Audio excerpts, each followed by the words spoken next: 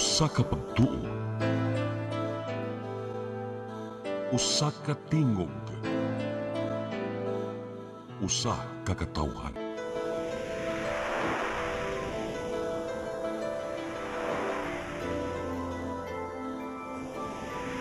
Cebu Catholic Television Network.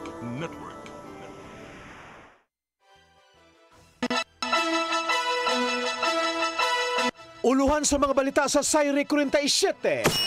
Mga infrastructure project sa probinsya sa Sugbo nga adunay kakulian. Ipahuno. Mga nangawkaw sa panudlanan pinaagi sa mga questionable flood control projects, kinahanglan lang silutan. Happy sa 5 ka mga police station sa syudad sa Sugbo, gilahugan. 53 anyos nga lalaki nga dasmagan sa luok dakbayan sa Lapu-Lapu. Kung dili mo abaga sa galastuhan, nakadasmag kasuhan. Sugbo, Kabisayan ug Mindanao, Pilipinas ug katawhan kutos maabot atong Sibya sa tibuok kalibutan mayong hapon. Live kita karon sa CCTN Channel 47 ug kini ang tulumanon sa nagunang kasayuran nga angay natong masayran. Sa nga ni Attorney Danica Caballes, ako si Dennis Tabar ug kini ang Sayri 47.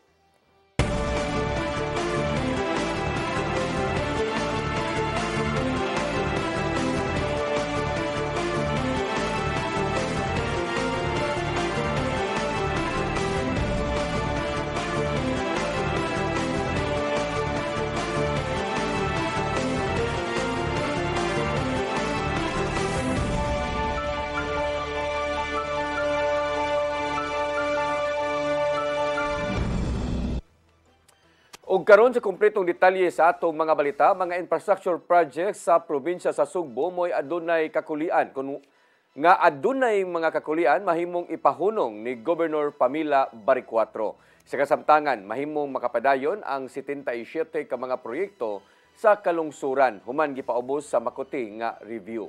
Ang kasayuran ihatod ni Gian Navarro.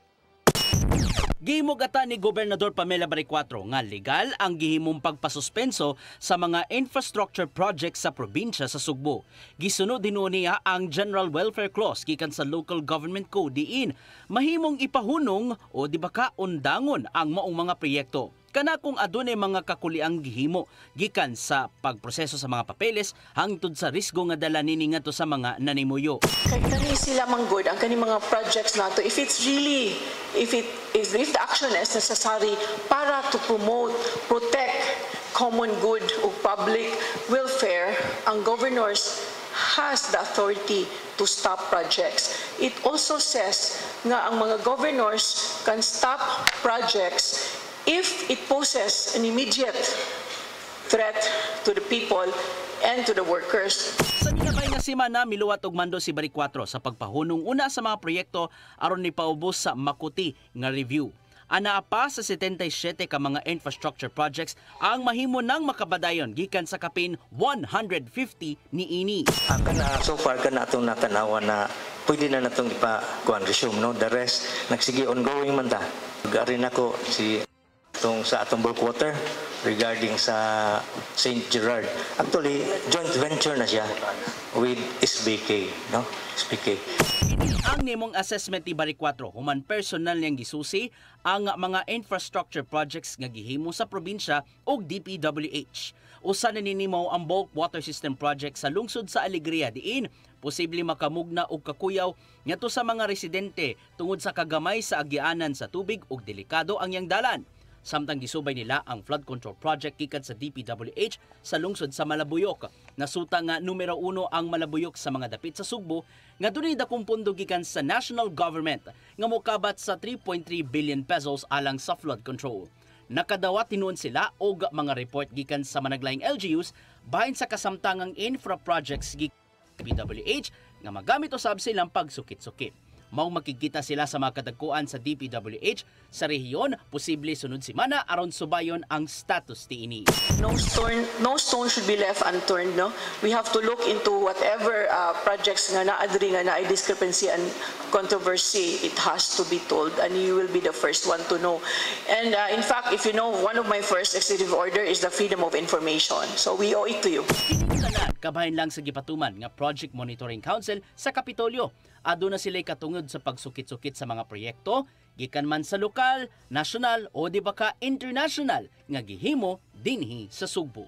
Para i-activate good ni siya to make sure that all projects, including this flood control, maapil na good ni siya sa investigation. Ang mo submit po og report will be that committee to the office of the governor, and then whatever further steps, then na sa discretion sa governor. Navarro, CCTN News.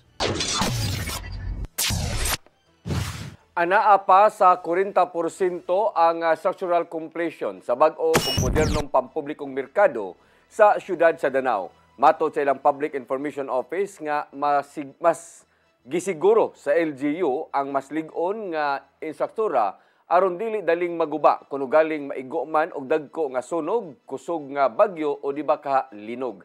Kini aron masiguro ang kaluwasan sa tanan nga mga manindahay ug mga mamalitay. Panahon nga maigo man ang managlahi nga katalagman. Dugang pa ni Danao City PIO, kung sa Danao City PIO, nga himuon kining usa ka smart market kay magbutang kini og tinubdan sa renewable energy sa palibot. Ingon man ang pagbaton usab og kaugalingong wastewater treatment facility.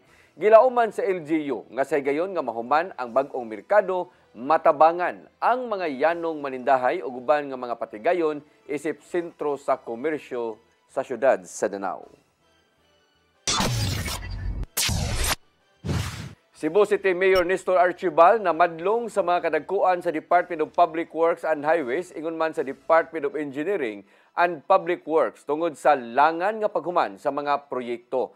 Mihangyo hinuon siya nga kung mahimo pamub-an ang timeline sa infrastructure projects aron dili mahasol ang tanan nga mga mangagi.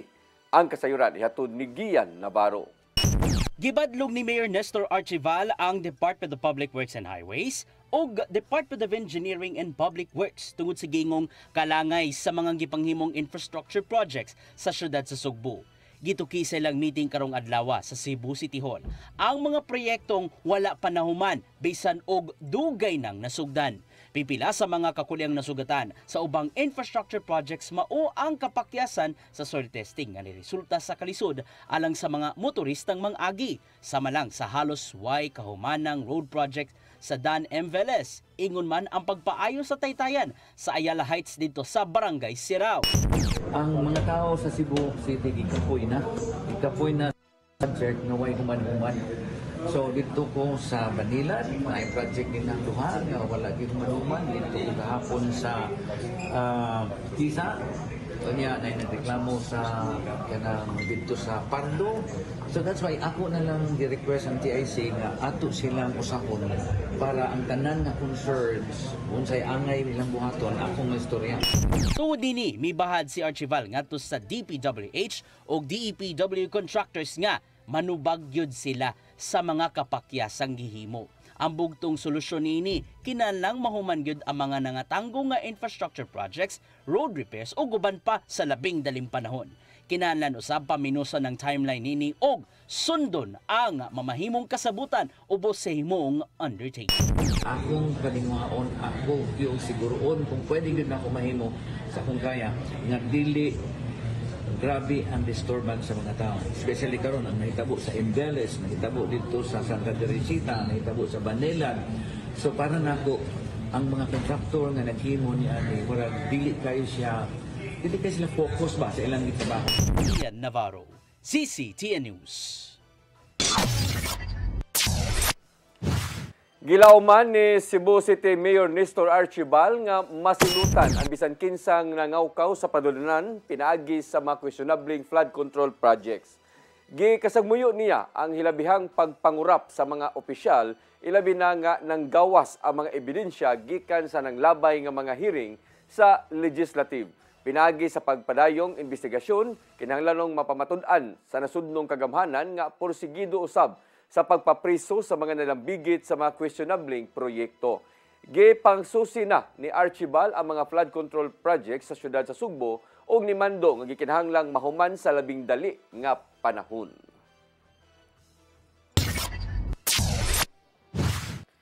Samtang sa laing balita, structural steel sa pedestrian overpass sa barangay Ibo, Dakbayan sa Lapu-Lapu na taod na niadtong Lunes sa gabi. Kinihuman nga nabalhin na sa Miko ang mga poste ug sa mga wires sa nga naigo sa Skywalk project. Ang kasayuran ihatod ni Cristel Joy Felerca. Nataod na ni adtong Lunes sa gabi, Setyembre 8, ang structural steel sa pedestrian overpass sa barangay Ibo, Dakbayan sa Lapu-Lapu. Kinihuman nga nabalhin na ni adtong Setyembre 6 sa Mactan Electric Company kun MECO ang mga poste sa mga wires nga maigo sa mong Skywalk project. Sunod nga trabahoon sa mong Skywalk mao ang hagdanan, tiles, atop ug pintura. Sa mensahe nga gipada ni Mayor Cindy Chan sa mga sakop sa media, ang maong proyekto gikatakdang mahuman karong Nobyembre. Ang mga residente sa mong dapit na lipay sa mong kalambuan tungod kay usa sila sa nahasol sa nakapondo nga structural steel o beam nga gibutang kilid sa karsada. Usa na niini si Paul Francisco tungod kay nahawanan ang atubangan sa ilang kananan tungod kay suma pa niyang taod-taod nang napondo ang maong beam. Nalipay na ma'am kay istorbo po to siya sa tubangan ba mga tao uban mga agi ang tangari uban adto na nga may karsada. Pikuan niyo negosyo ato. Anakwanan gigamay ma'am. Mahinumduman nga ang maong Skywalk project may budget nga 14.6 million pesos nga gisugdan ni adtong Pebrero 14 tuig 2024 ug gikatakda untang mahuman ni adtong Nobyembre 17 sa susamang tuig. Apan nakasinati og pagkalangay tungod sa mga wires sa MECO nga matandog ug nagtudtud pa ang DPWH og kontraktor kung kinsay mobayad sa pagbalhin sa mga poste. Napadayon na ang pagtrabaho sa mga proyekto human nga ang kontraktor namo inibayad ngadto sa MECO og 325,000 pesos aron sa pagbalhin sa mga poste. Cristel Joy Felerca, CCTN News. Mosunod, hepe sa 5 ka mga police station sa syudad sa Sugbo, gilahugay. Kana og daghan pa mga balita sa pagbalik sa Sayre 47.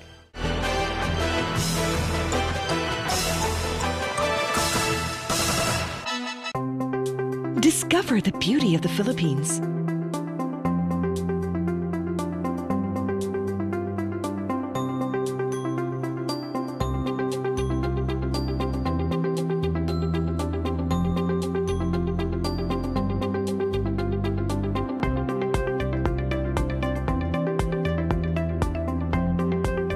With Philippine Airlines, the country's flag carrier.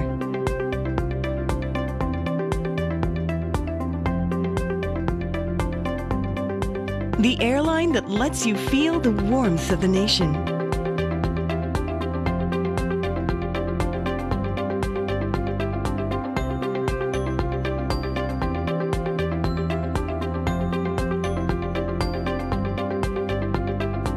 Mabuhay!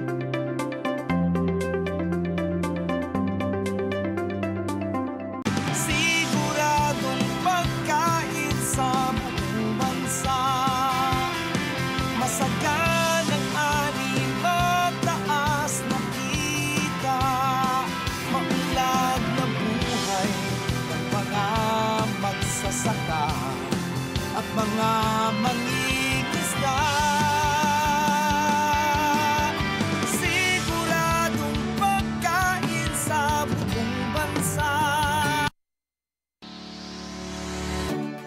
Looking for the best internet deals in Negros Oriental? Field Products Negros is here to bring you fast, reliable, and affordable internet with plans made just for you. For as low as 899 pesos per month, enjoy speeds of 50 Mbps, perfect for streaming, working, or studying from home. Need more speed? No problem. Get 100 Mbps for just 1,199 pesos. 150 Mbps for only 1,499 pesos, or our fastest plan, 400 Mbps for just 2,399 pesos per month. Plus, you can add over 100 cable TV channels to your internet plan for just an additional 100 pesos per month. That's entertainment and lightning fast internet all in one. Enjoy no installation fees and start today with a 1,000 peso customer deposit. Call us now or visit our website to sign up with the Field Products Negros. You get internet that's affordable, reliable, and local. Phil Products Negros, bringing you closer, faster. Call us at 0917-631-5240 or visit our website www.philproductsnegros.net or our Facebook page, Phil Products Dumaguete. Subscribe now.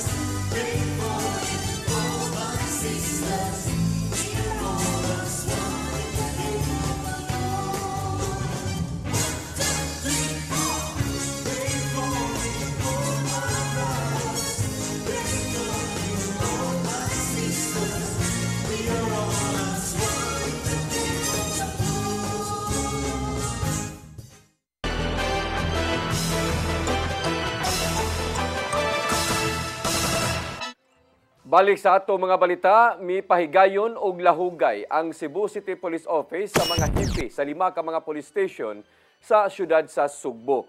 Ang hipi sa Parian Police Station 1 nga si Police Major Marvin Figarido mao na karon ang hipi sa Abiliana Police Station 2 ug may mihulip kaniya si Police Major Alvino Ingito nga gikan sa Talamban Police Station 8. Si Police Major Eric Papong sa Abiliana Police Station 2 mao na ang nangulo karon sa Guadalupe Police Station 9. Samtang ang iyang gihulipan nga si Police Major Meli Damuslug kasamtangan nga gibutang karon sa CCPO headquarters. Ang hipi sa Mambaling Police Station nga si Police Captain Wilmer Castillo gibalhin na sa Talamban ug ang muhulip kaniya mao si Police Major Michael Jan Arandia. Wa pa hinuon muhatag og pagpasabot si Police Colonel Enrico Figueroa sa paglahugay sa iyang mga station commanders.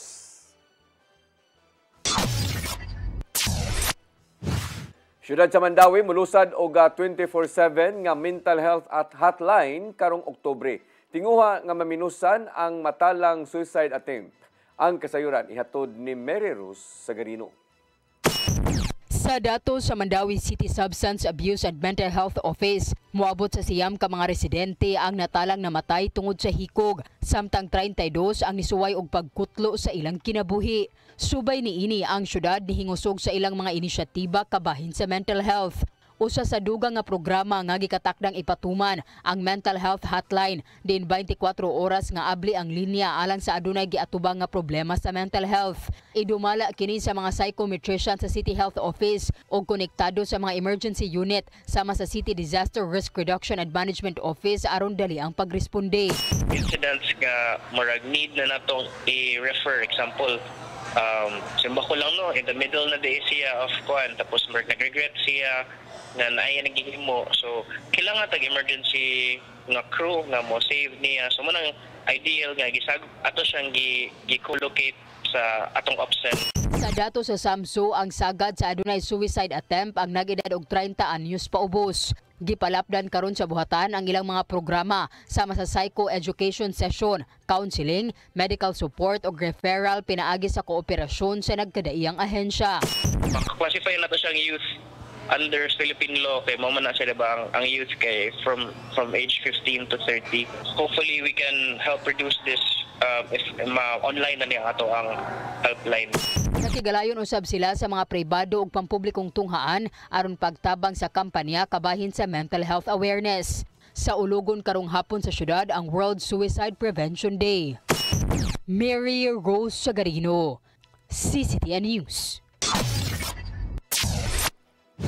Kanhi Gobernador Gwendolyn Garcia may klaro nga responsibilidad na sa syudad sa Mandawi ang pagdumala sa dulan 400 ka mga NFA rice nga wa mahalin ubos sa Sugbo Merkado Barato Program.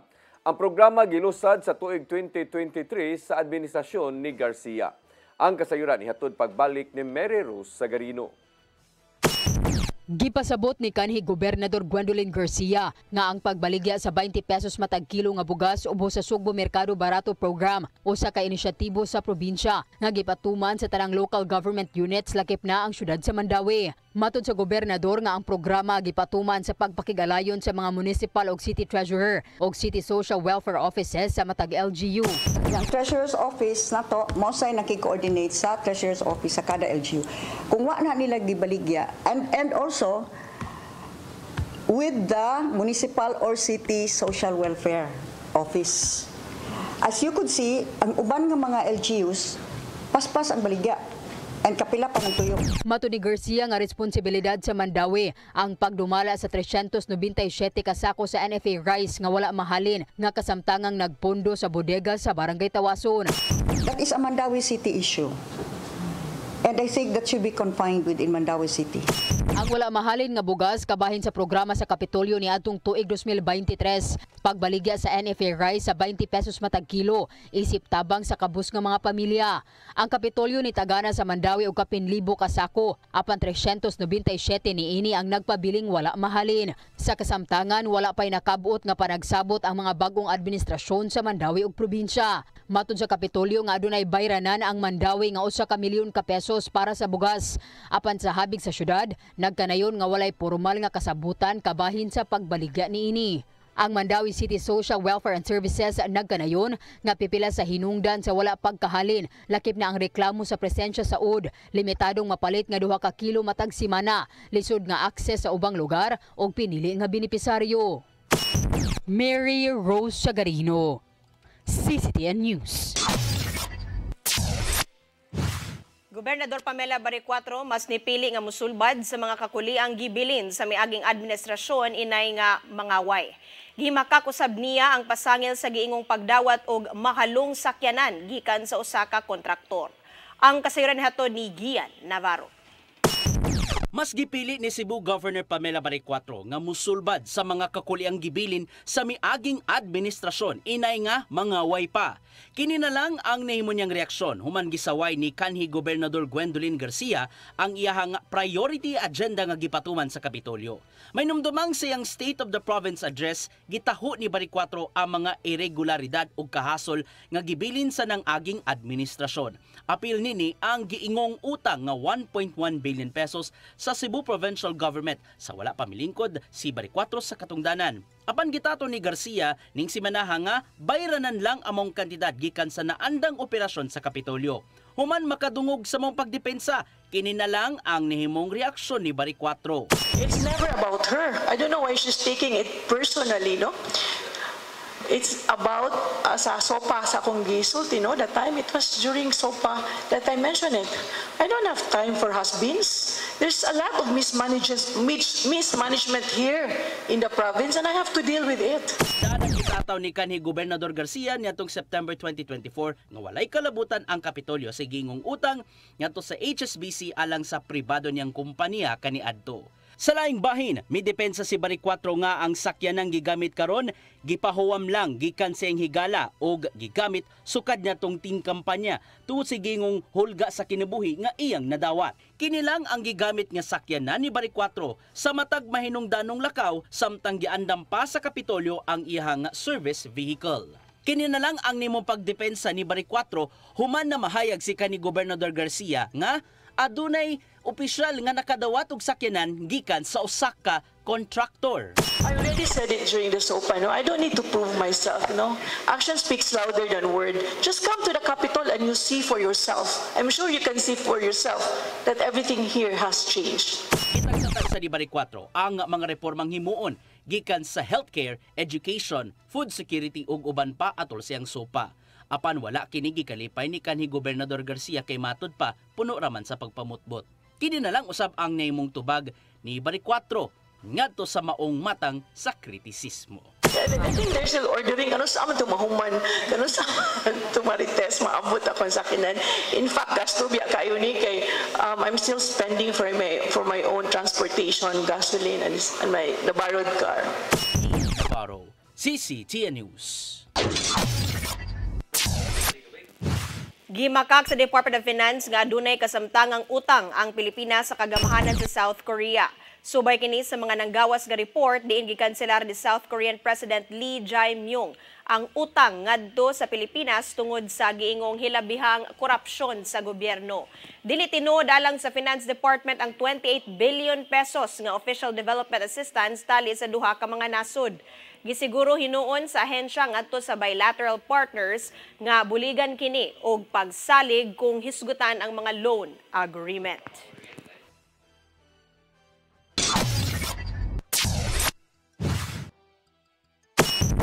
Mosunod, 53 anyos nga lalaki nadasmagan sa luok dakbayan sa Lapu-Lapu. Kung dili mo abaga sa galastuhan, nakadasmag kan.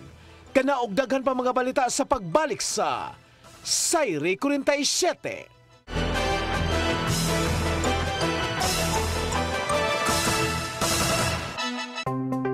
Discover the beauty of the Philippines.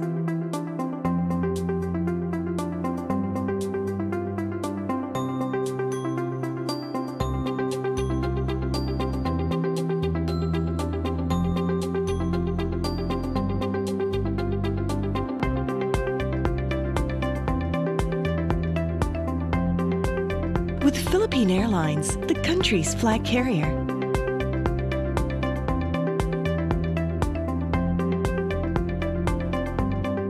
The airline that lets you feel the warmth of the nation.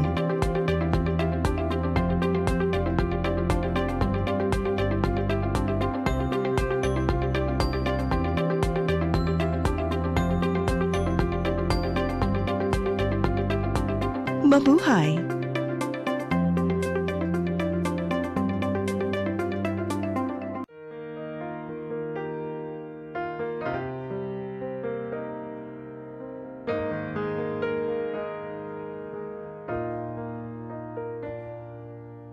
Heal me, O Lord, and I will be healed. Save me, and I will be saved. Heal me, O Lord, and I will be healed. For you are the one I praise. You are the one I praise. Sing it with me. Heal me, O Lord, and I will be healed. Save me, and I will be saved. PRO7 Action Files. Mga panghitabong naglambikit sa katawan. Gihatagan ng aksyon o kasulbaran sa kapulisan. PRO7 Action Files. Base sa talaan sa Police Regional Office 7. Nakakasong panayong isuway at taganong katinawan pinaagid ng maong tulumanon. PRO7 Action Files. Abang kaninyo sa Police Regional Office 7 o NTV CCTN.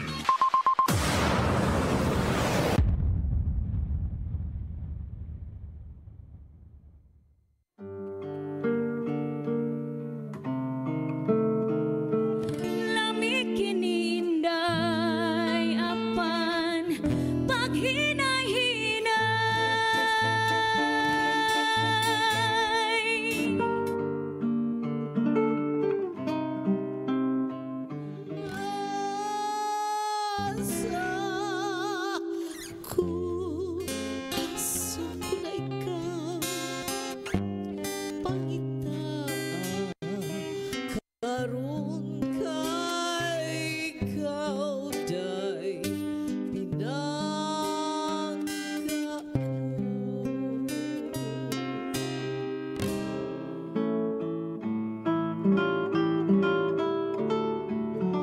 Hain ka na, pinangga ko, uhain ka. Awiton ko, patiun ko.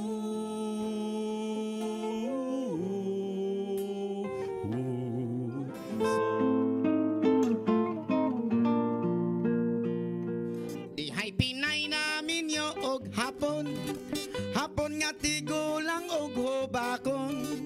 Sugod siya kay iya lang hokhokon, og iya lang oto-otoon. Ay pas Sayawin day, surain day, surain day, surain day.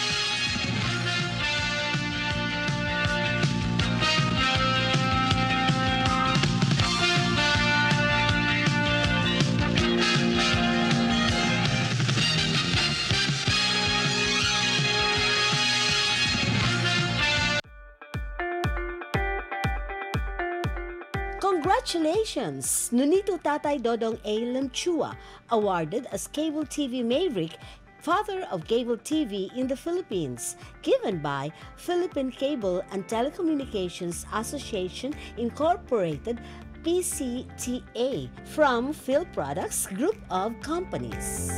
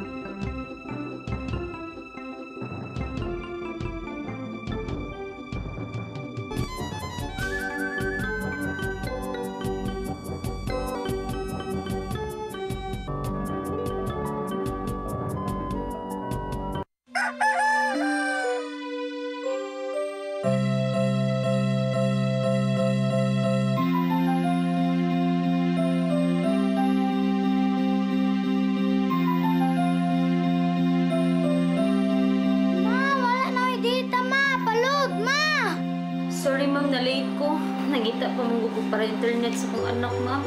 Ay, wala na yung problema. Pag sinisibo. Sinisibo, sinisibo. For your internet connection And for the signal of your cable TV.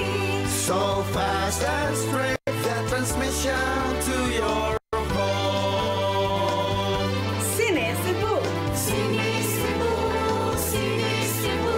Offers you to have fiber optics For your viewing experience, perfect and clear, so fast. so great and affordable for you to enjoy. Sinisibo. Cine Cebu Television Network Incorporated offers fiber to the home broadband internet bundled with fiber to the home cable TV connection. Cine Cebu Television Network Incorporated with its operation in Metro Cebu and the whole province of Cebu soon. And affordable for you to enjoy. Sinisibo.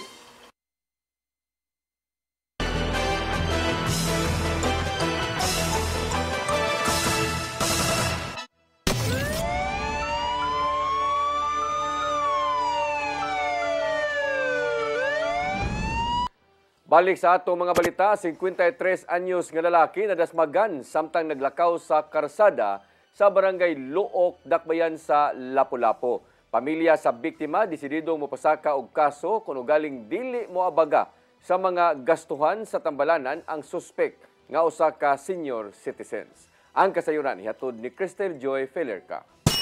Pasado alas 7 sa buntag kagahapong adlaw, samtang nagduko nga naglakaw sa Changi Road sa barangay Lapu City ang 53 anyos nga lalaki, kalit na lang kini nadasmagan og motorsiklo. Ang biktima mao si Joy Tumulak nga taga Purok Adelfa, Barangay Luok. Samtang ang nakadasmag usa ka 66 anyos nga motorista nga taga Sitio Nangka, Barangay Gunob. Matod sa sister-in-law sa biktima nga si Ermila Tumulak, nga si Joy gikan kining naghatod sa iyang gipangkumpra sa merkado ngadto sa iyang higala. Sa dihang naglakaw na kini pabalik sa ilang panimay, didto na nahitabo ang disgrasya. Samtang ang sospek gikan usab sa barangay poblasyon ug padung na unta kining mopauli sa ilang panimay. Makita sa CCTV nga human sa panagbangga na lamba sa karsada ang 53 ug 66 anyos. Matod ni Police Captain Edsel Petesio, ang Deputy Chief sa Traffic Enforcement Unit, nga wa makabantay ang driver sa maong lalaki. So siya wala dayon kay siya ka break kay nahinay na po ni siya reflexes in town kay 66 anyos na. Ang motorista nakaangkon og mga samad sa nagkadayang parte sa iyang lawas apan nakagawas ra dayon sa tambalanan. Samtang suma pa ni Ermila nga nag-brain bleed karon ang iyang brother-in-law ug naghubag ang naong tungod kay nabunal ang ulo ni ini. Nakaangkon usab kini og mga samad sa nagkadayang parte sa iyang lawas. Unang gidala sa Lapu-Lapu City Hospital si Joy human sa insidente, apan dugang ni Ermila nga ila kining gibalhin sa usa ka pribadong tambalanan sa Dakbayan alas 11 kagabi tungod kay wa gidapatan og tambal sa nahisgotang tambalanan ng ilang pasyente ug igo lang kining gibutangan og dextrose. Ikudok, walay idapat nga pawagtang sa iyang ngulngul or unsa ningon ra nga wala ra na kay mag-observe patag 3 days nga wala idapat niya ing ato nakahubag ang naong dili pud maayo oy moto ni decide mi nga maktan gud mi. Sa rekomendasyon sa doktor sa mong pribadong tambalanan, ang biktima kinahanglan untang ibutang sa intensive care unit kun ICU. Apan suma pa sa pamilya nga nagdumili sa paggasto ang nakabangga tungod kay wa usab sila ikagasto samtang sa bahin usab sa pamilya wa sila'y kapasidad. Hinungdan nga mapugos na lang sa pagpasaka og kaso ang pamilya Tumulak batok sa senior citizen nga driver. Basta ang amo alang manubag sila. Tanan. Dili kay kami nga moingon 50-50? No. Obligasyon man niya. So kung dili sila mo kuan sa inyong kuan. Mo-proceed gud mi. Mapugos mi kay wala pod baya mi. Sa kasamtangan, ang pamilya sa biktima naghuwat una sa rekomendasyon sa neurologist nga kung kinahanglan kining operahan, ibalhin na lang kini nila sa Vicente Soto Memorial Medical Center. Cristel Joy Felerca, CCTN News. Kapulisan sa lungsod sa Talibon, probinsya sa Bohol, nagpadayon sa backtracking sa mga kuha sa CCTV aron makuha ang plate number sa puti nga van.